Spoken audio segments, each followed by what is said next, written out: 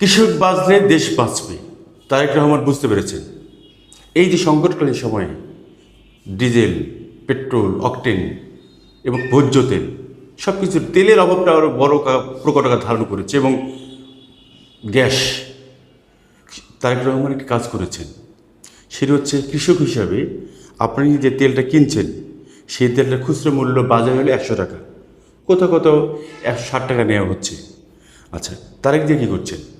তারেক জিয়া প্রতি লিটার তেল কিনছেন 155 টাকা করে।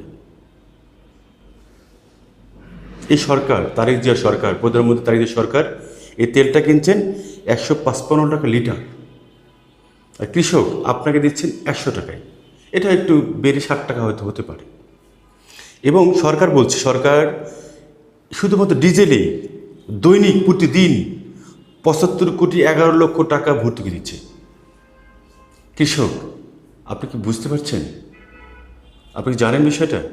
অথবা বিএনপি নেতাকর্মী আপনি কি জানেন? জানেন না।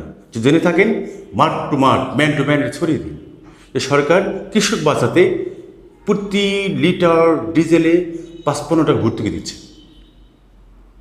ধন্যবাদ তারেক রহমান, ধন্যবাদ আপনাকে।